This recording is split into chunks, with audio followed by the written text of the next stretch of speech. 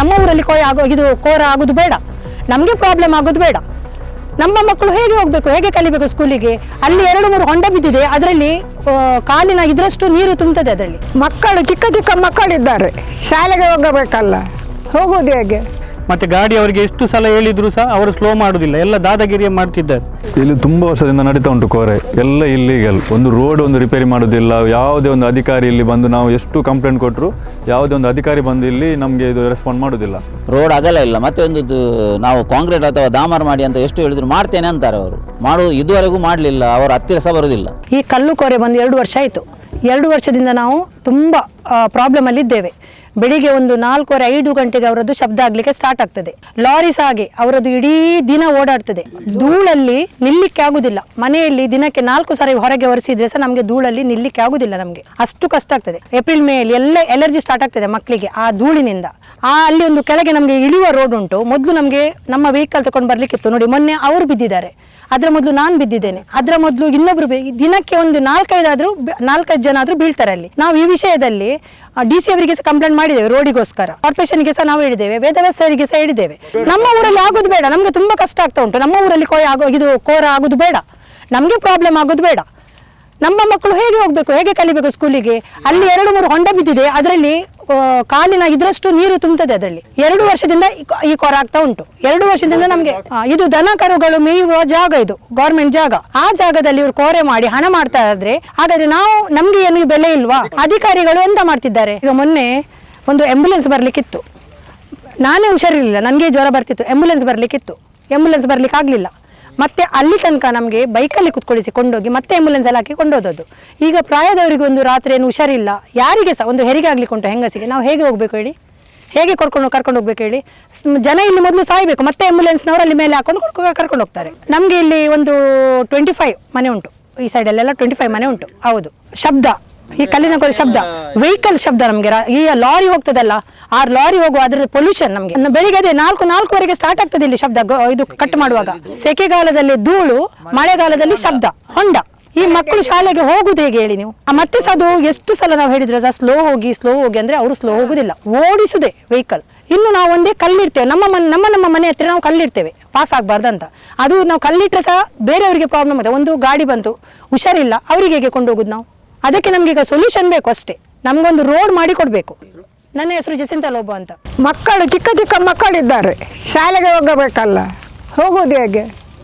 ಬೈಕಲ್ಲಿ ಕರ್ಕೊಂಡು ಹೋದರೆ. ಮೊನ್ನೆ ನನ್ನ ಮಗ ಕರ್ಕೊಂಡು ಹೋದ, 1.5 ವರ್ಷ ಆಯಿತು, ಬಿದ್ದು ನನ್ನ ಕಾಲಿನ ಗತಿ ನೋಡಿ. ಇಷ್ಟು ಹಣ ಖರ್ಚು ಆಯಿತು ಆಸ್ಪತ್ರೆಯಲ್ಲಿ, ಯಾರು ಕೊಡ್ತಾರೆ ನಮಗೆ? ಯಾರು ಆಧಾರ ಇದ್ದಾರೆ? ಮಗ ಬಿದ್ದು ಅವನ ಕೈ ತುಂಡಾಯಿತು. ಈ ಮಕ್ಕಳು ದಾರಿಯಿಂದ ಅವರ ಕೈಕಾಲು ನೋಡಿ ಮಣ್ಣು ತಾಗಿ ಎಲ್ಲ ಗೀರು ಬಿದ್ದಿದೆ ನೋಡಿ.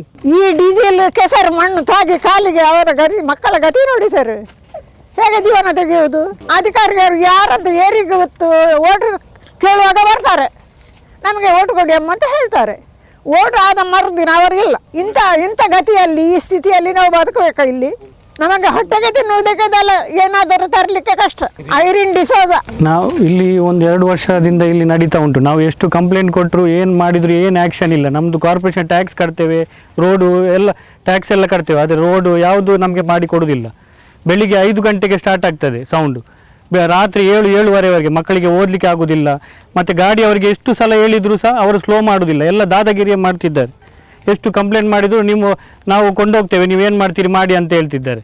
ಹಾಗೆ ಮತ್ತು ಕೃಷಿಗೆ ನಮ್ಮ ಇಲ್ಲಿ ದನ ಕರ ಎಲ್ಲ ಸಾಕ್ತಾಯಿದ್ರು, ಆದರೆ ಈಗ ಯಾರು ಸಾಕುವ ಹಾಗಿಲ್ಲ. ಯಾಕಂದರೆ ಇಲ್ಲಿ ಹುಲ್ಲು ಎಲ್ಲ ಇಲ್ಲಿ ಮೇಯಲಿಕ್ಕೆ ಬರ್ತಿತ್ತು ದನ ಎಲ್ಲ, ಅದೆಲ್ಲ ಯಾವುದು ಈಗ ಆಗೋದಿಲ್ಲ.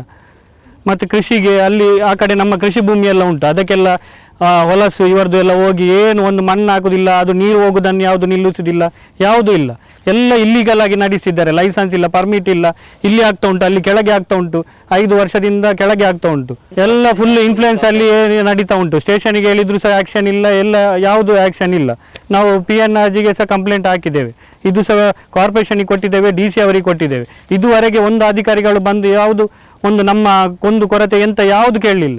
ಗಣಿ ಇಲಾಖೆಯವರು ಬರಲಿಲ್ಲ. ಅವರಿಗೆ ಗೊತ್ತುಂಟು ಇಲ್ಲಿ ಇಲ್ಲಿಗಲ್ ಆಗಿ ನಡೀತಾ ಉಂಟಂತ, ಆದರೂ ಏನು ಆ್ಯಕ್ಷನ್ ತಗೊಳ್ಳೋದಿಲ್ಲ. ಪೊಲೀಸ್ ಅವರು ಏನು ಆ್ಯಕ್ಷನ್ ತಗೊಳ್ಳೋದಿಲ್ಲ. ಅನೂಪ್ ಅಂತ. ನಾವಿಲ್ಲಿ ಮಾರ್ಗದಿಂದ ಬಂದಾಗ ಲಾರಿ ಎಲ್ಲ ಸೈಡ್ ಕೊರೋದಿಲ್ಲ, ಮತ್ತು ಡ್ರೆಸ್ಸಿಗೆಲ್ಲ ಧೂಳೆಲ್ಲ ಮಾಡ್ತಾರೆ, ಮತ್ತು ಇದು ಎಲ್ಲ ಸೈಡ್ ಎಲ್ಲ ಕೊಡೋದಿಲ್ಲ, ಮತ್ತು ಕೇಳೋದಿಲ್ಲ, ನಮಗೆ ಜೋರು ಮಾಡ್ತಾರೆ ಸೈಡ್ ಹೋಗಿ ಅಂತ ಹೇಳುತ್ತಾರೆ, ಮತ್ತು ಸ್ಪೀಡ್ ಎಲ್ಲ ಹೋಗುತ್ತಾರೆ, ಮತ್ತು ಸೈಡ್ ಇಲ್ಲ ಹೋಗಿ ಅಂತ ಹೇಳಿದ್ರು, ಮತ್ತು ಜೋರು ಮಾಡ್ತಾರೆ ಅವರು. ಇಲ್ಲಿ ತುಂಬ ವರ್ಷದಿಂದ ನಡೀತಾ ಉಂಟು ಕೋರೆ, ಎಲ್ಲ ಇಲ್ಲೀಗಲ್. ಒಂದು ರೋಡ್ ಒಂದು ರಿಪೇರಿ ಮಾಡೋದಿಲ್ಲ, ಯಾವುದೇ ಒಂದು ಅಧಿಕಾರಿ ಇಲ್ಲಿ ಬಂದು ನಾವು ಎಷ್ಟು ಕಂಪ್ಲೇಂಟ್ ಕೊಟ್ಟರು ಯಾವುದೇ ಒಂದು ಅಧಿಕಾರಿ ಬಂದು ಇಲ್ಲಿ ನಮಗೆ ಇದು ರೆಸ್ಪಾಂಡ್ ಮಾಡೋದಿಲ್ಲ. ಮತ್ತು ಇವು ನಮ್ಮ ಮಕ್ಕಳಿದ್ದಾರೆ, ನಾನೊಂದು ಮಗಂದು ರಿಪೋರ್ಟ್ ಇದ್ದು ಅಸ್ತಮ ಉಂಟು, ಖಾಲಿ ಧೂಳಿಂದ ಅವರಿಗೆ ಅಸ್ತಮ, ಎಷ್ಟು ಹಣ ಖರ್ಚು ಮಾಡಿದೆ ಮದ್ದಿಗೋಸ್ಕರ. ಇನ್ನು ಸೋಮವಾರದಿಂದ ನಾವು ಇಲ್ಲಿ ಎಲ್ಲ ಊರಿನವರೆಲ್ಲ ಒಗ್ಗಟ್ಟಾಗಿದ್ದೇವೆ. ಸೋಮವಾರದಿಂದ ಒಂದೇ ಒಂದು ಗಾಡಿ ಹೋಗಲಿಕ್ಕೆ ಆ ಕಡೆಯಿಂದ ಬಿಡುವುದಿಲ್ಲ. ನಮಗೆ ಅದರ ಎಂಥ ಸೂಕ್ತ ಕ್ರಮ ಹಾಗೂ ಪರಿಹಾರ ಎಲ್ಲ ನಮಗೆ ಬೇಕು. ನಾವು ಗಾಡಿ ಅಂತೂ ಈ ಆ ರೋಡಿಂದ ಹೋಗಲಿಕ್ಕೆ ನಾವು ಬಿಡುವುದಿಲ್ಲ. ನಿಲೇಶ್ ಅಂತ. ಶಾಲೆಗೆ ಹೋಗುವಾಗ ಮಕ್ಕಳಿಗೆ ತುಂಬ ಕಷ್ಟ ಆಗ್ತದೆ. ಸೆಕೆಗಾಲದಲ್ಲಿ ಫುಲ್ಲು ಧೂಳು, ಮಳೆಗಾಲದಲ್ಲಿ ನೀರು ನಿಂತು ದೊಡ್ಡ ದೊಡ್ಡ ಹೊಂಡಗಳಾಗಿವೆ, ಹೋಗಲಿಕ್ಕೆ ಆಗೋದಿಲ್ಲ. ಮತ್ತು ನಮಗೆ ಕೃಷಿ ಭೂಮಿ ಇತ್ತು, ಈಗ ಎಲ್ಲ ಕೃಷಿ ಮಾಡಲಿಕ್ಕೆ ಸಹ ಆಗೋದಿಲ್ಲ. ಈ ಮಣ್ಣು ನೀರೆಲ್ಲ ಹೋಗಿ ಎಲ್ಲ ನೀರು ಅದಕ್ಕೆ ಕಟ್ತಾರೆ ಅವರು. ಮತ್ತು ನಾವು ಬೈಕಲ್ಲಿ ಹೋಗುವಾಗ ಸಹ ಯಾವಾಗ ನೋಡು ಬೀಳುವುದೇ ಆಗಿದೆ ನಮಗೆ. ಅದು ಇವರ ಲಾರಿ ಹೋದ ನಂತರ ಒಂದು ರೋಡೆಲ್ಲ ಹೀಗೆ ಹೊಂಡ ಬಿದ್ದು ಅದರಲ್ಲಿ ನಮಗೆ ಹೋಗಲಿಕ್ಕೆ ಆಗೋದಿಲ್ಲ. ಅವರದ್ದು 4-6 ಚಕ್ರದ ಲಾರಿಗಳು, ಲೋಡೆಡ್ ಲಾರಿಗಳು ಹೋಗುವಾಗ ನಮಗೆ ಭಾಳ ಕಷ್ಟ ಆಗ್ತದೆ. ಊರಿನವರಿಗೆ ಹೋಗುವಾಗೇ ಇಲ್ಲ, ರೋಡ್ ಅಗಲ ಇಲ್ಲ. ಮತ್ತು ಒಂದು ನಾವು ಕಾಂಕ್ರೀಟ್ ಅಥವಾ ಡಾಮರ್ ಮಾಡಿ ಅಂತ ಎಷ್ಟು ಹೇಳಿದ್ರು ಮಾಡ್ತೇನೆ ಅಂತಾರೆ ಅವರು. ಇದುವರೆಗೂ ಮಾಡಲಿಲ್ಲ, ಅವರ ಹತ್ತಿರ ಸಹ ಬರೋದಿಲ್ಲ. ಸಮಸ್ಯೆಗಳು ತುಂಬ ಇವೆ ಇಲ್ಲಿ. ಮೂಲ ಸೌಕರ್ಯ ಯಾವುದೂ ಇಲ್ಲ. ಒಂದು ಕುಡಿಲಿಕ್ಕೆ ನೀರು ಸಹ ಆ ರೋಡಲ್ಲಿ ನಮಗೆ ಇದುವರೆಗೆ ಲೈನ್ ಬಂದಿಲ್ಲ. ರೇಮಂಡ್ ಡಿಸೋಜಾ ಅಂತ.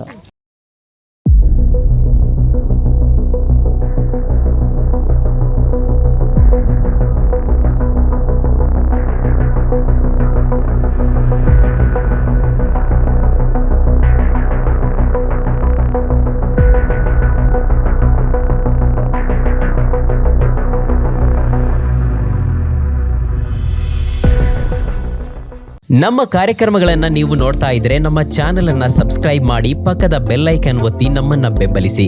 ಹಾಗೆ ನಮ್ಮ ಕಾರ್ಯಕ್ರಮಗಳನ್ನ ಲೈಕ್ ಮಾಡಿ, ಕಮೆಂಟ್ ಮಾಡಿ, ಅದನ್ನ ಬೇರೆಯವರಿಗೂ ವಾಟ್ಸ್ಆಪ್ ಮೂಲಕ ಶೇರ್ ಮಾಡಿ.